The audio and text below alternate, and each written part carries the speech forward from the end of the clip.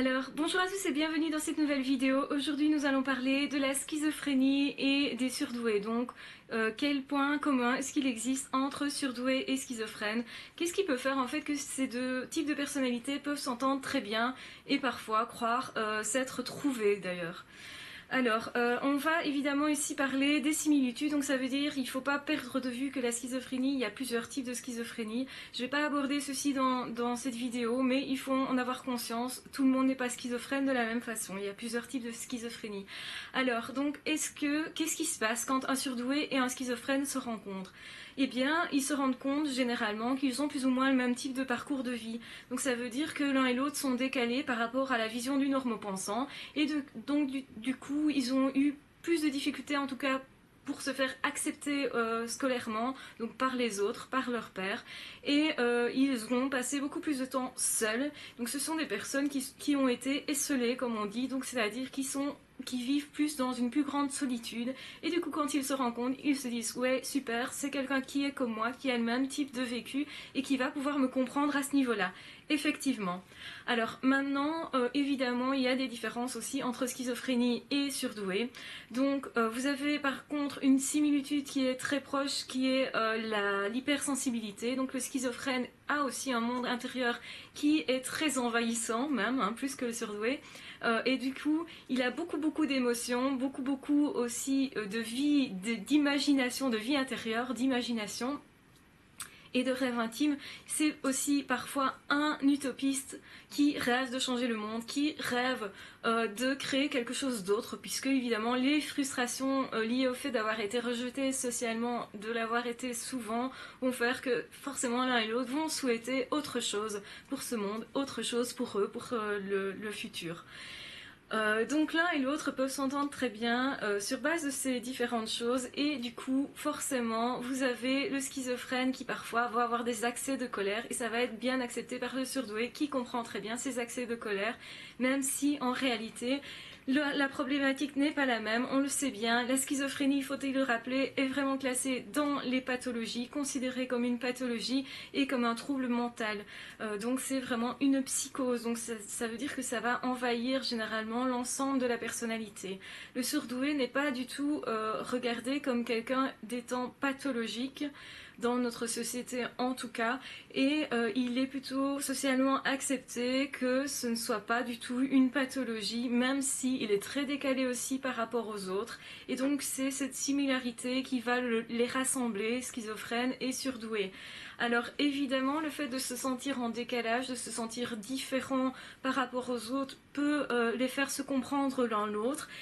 Aussi cet idéalisme, cet excès émotionnel chez le schizophrène qui est hypersensibilité chez le surdoué vont se ressembler et vont du coup aussi bien s'accorder, et évidemment ça va être jusqu'à un certain point, hein. Donc je vais bien mettre ça en lumière dans le fait que la schizophrénie malheureusement c'est quelque chose qui met à mal pas mal les émotions et les relationnels en période de crise. Donc le schizophrène va avoir toute une période où il ne va pas présenter de troubles particuliers et de crise, et donc ça peut être un moment idyllique pour les deux personnes, enfin surtout pour le surdoué, mais le schizophrène, lui, quand il est en plein délire, va suivre ses idées, ses objectifs et ses associations d'idées qui seront forcément parfois délirantes. Donc du coup il va présenter des comportements aberrants pour l'autre, mais pour le surdoué également. Donc ça veut dire que le fait qu'il soit regardé comme quelqu'un de bizarre, en même temps le surdoué va comprendre ça puisque lui-même est vu comme quelqu'un de bizarre de la part des normopensants. Donc ça c'est un point commun, mais en même temps le schizophrène va paraître aberrant aussi au surdoué dans ces périodes de crise où effectivement le schizophrène est tellement centré sur sa crise qu'il ne se rend pas compte qu'il est en plein délire. Il va suivre ses idées jusqu'à faire tout et n'importe quoi.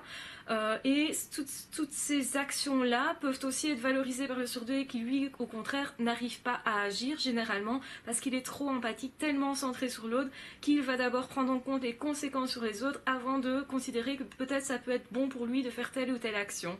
Donc du coup, il envie l'autre d'agir, et ça peut l'amener d'ailleurs à suivre le schizophrène, hein.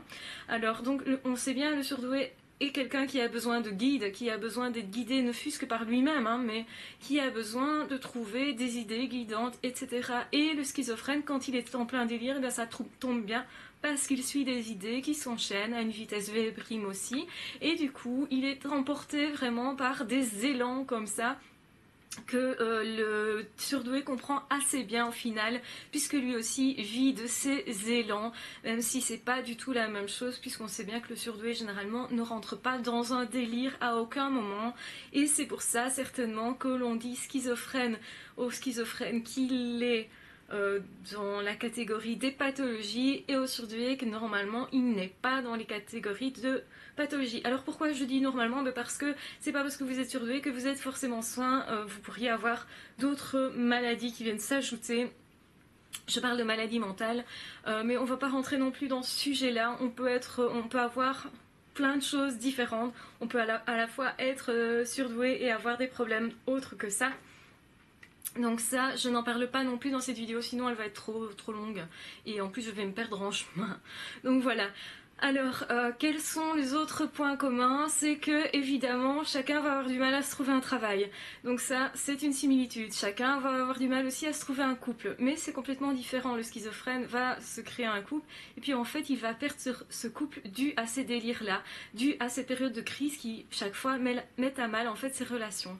C'est vraiment extrêmement difficile de vivre avec un schizophrène, parce qu'il a l'air de partir dans tous les sens, un peu comme le surdoué, hein. Le surdoué part aussi dans tous les sens, à ces différences près que par contre le schizophrène est très imprévisible. Et du coup, la personne qui vit avec le schizophrène a besoin de stabilité, ne fût-ce que pour les enfants. Et parfois, c'est une cause de divorce, non pas à cause du schizophrène, on va dire, mais plus pour maintenir une sécurité et une certaine stabilité dans le noyau familial. Les parents peuvent se divorcer à cause de ça.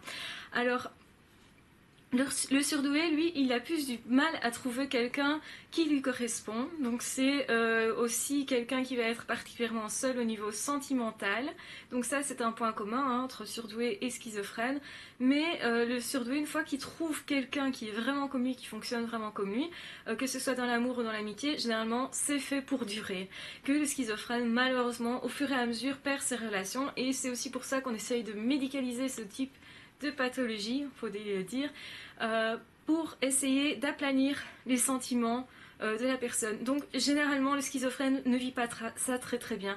La médicalisation est vue comme quelque chose qui lui enlève en fait son intériorité et ce qu'il a à l'intérieur, cette vie immense qu'il a à l'intérieur. Parce que c'est quelqu'un de très vivant, le schizophrène. C'est quelqu'un aussi de passionnant, autant que l'est le surdoué. Et là-dedans, il se retrouve complètement cette passion, cette vie intérieure qui est très riche, cette imagination, l'un comme chez l'autre, est très riche, sauf que chez le schizophrène, on la voit surtout dans les délires malheureusement. Et comment est-ce qu'on peut dire que c'est un délire? Eh bien parce que c'est tellement inadapté socialement que même pour le surdoué, c'est complètement en décalage. C'est quelqu'un qui va interpréter tout et n'importe quoi comme étant... Enfin voilà, les délires, ça peut être des délires de persécution, mystique, ça peut être beaucoup de choses. Et ce sont des personnes qui vont impacter aussi leur milieu, dans le sens où leurs comportements n'auront plus de sens pour les autres. Le surdoué n'est jamais dans cette position où son comportement n'a plus du tout de sens pour l'autre. Au contraire, le surdoué va s'adapter au sens des autres, généralement. Et donc, il va être hyper adapté. Le schizophrène ne se rend pas compte à ce moment-là qu'il n'est pas adapté. C'est généralement les relations proches ou les personnes qui sont autour, parce qu'il y a certains schizophrènes qui partent faire des longs voyages comme ça, sur des coups de tête, justement parce que c'est le début du délire, et du coup on ne les retrouve plus pendant X jours, on ne sait même pas, et parfois ils ne savent même pas expliquer eux-mêmes ce qu'ils ont fait pendant ces jours-là, parce qu'ils étaient guidés par quelque chose qui leur semblait être extérieur.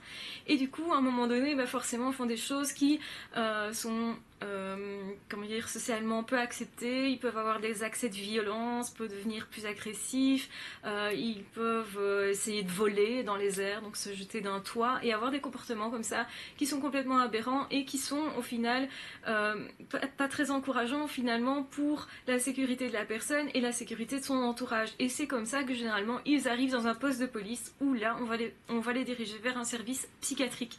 Donc ils ont beaucoup plus de chances, forcément les schizophrènes, d'arriver dans un service psychiatrique ou dans un hôpital psychiatrique qu'un surdoué normalement quand il arrive, je veux dire, dans un hôpital psychiatrique, c'est parce que les autres ont identifié qu'il ne fonctionne pas correctement, entre guillemets, qu'il a peut-être, c'est peut-être la période d'adolescence où en plus les émotions sont plus exacerbées, où il y a plus de révolte dans son attitude, dans son comportement, et donc du coup, parfois de la petite délinquance et des choses comme ça.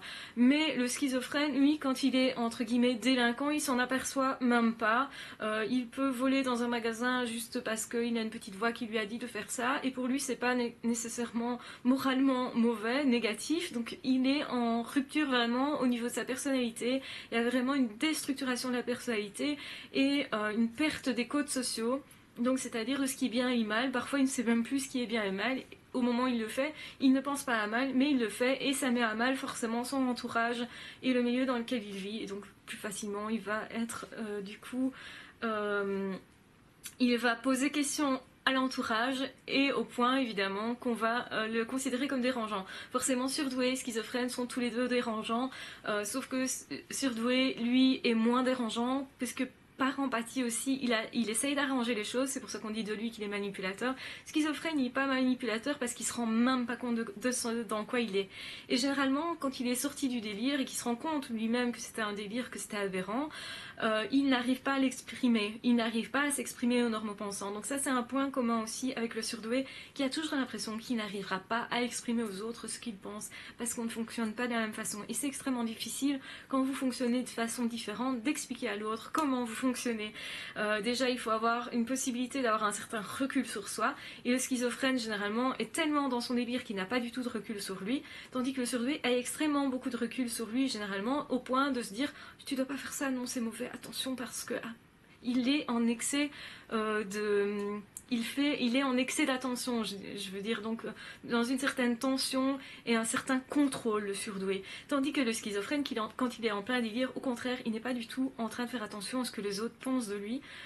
Il s'imagine complètement autre chose, et donc il est vraiment dans son monde, il est vraiment coupé du monde, et il y a vraiment une rupture par rapport à la société en tout cas. Il s'est formé un monde intérieur qui est lié à son histoire, hein. Souvent les délires sont quand même liés à son histoire, ça ne vient pas de nulle part.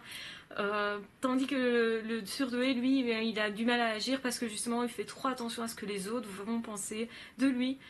Il a du mal à avoir confiance en lui, ça le schizophrène aussi.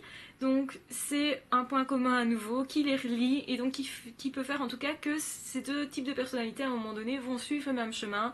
Et donc je le répète, surdoué peut suivre un schizophrène parce qu'il se dit waouh, lui au moins il arrive à agir, il est poussé par ses impulsions, moi j'aimerais bien arriver à ça mais je n'y arrive pas, je fais trop attention à ce que les autres pensent, lui il n'a pas l'air de faire attention, donc il peut le survaloriser quelque part, et le surdoué peut très bien suivre le schizophrène pour ça. Donc voilà, quels sont les points communs entre ces deux types de personnalités. J'espère que c'est suffisamment clair, que je ne me suis pas trop embrouillée et que je vous ai surtout pas vous embrouillé trop, parce que pour moi, enfin forcément, la schizophrénie c'est quelque chose qui est très vaste, c'est une maladie, enfin plusieurs maladies même, très vaste. Et super passionnant, enfin moi j'adore les schizophrènes parce que c'est vraiment un type de personnalité qui est très intéressant, extrêmement riche intellectuellement aussi, sauf évidemment quand ils sont médicalisés, ils sentent vraiment une perte d'intériorité, une perte d'imagination et souvent une perte de vie. Ça peut être très mal vécu parce que pour eux c'est difficile de ne pas ressentir toutes ces émotions exacerbées, etc.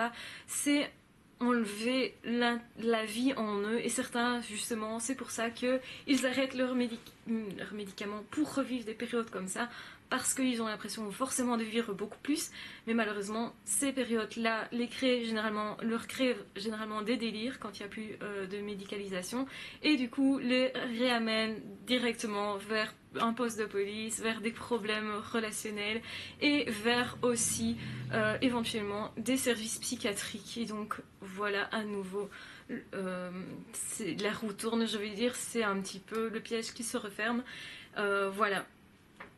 Donc j'aimerais franchement qu'on trouve d'autres moyens d'aider les schizophrènes. Je n'ai pas de solution pour eux réellement, mais j'espère que vous aurez apprécié cette vidéo, que vous comprendrez pourquoi éventuellement vous allez vous retrouver nez à nez avec un schizophrène, parce que justement les schizophrènes vont rechercher aussi des milieux qui sont plus permissifs, plus ouverts, comme les milieux artistiques, comme des milieux, certains milieux africains, certaines peuplades, certains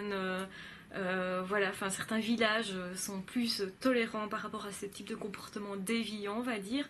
En tout cas, pas dans la norme. Et donc, le surdoué, forcément, s'il va se positionner quand il a pris conscience de sa surdouance et qu'il ne cherche plus à la contrecarrer et à s'adapter, généralement il va se placer plus dans des milieux où justement il va trouver une possibilité de s'exprimer tel qu'il est. Et ça, c'est un point commun, un autre point commun avec le schizophrène.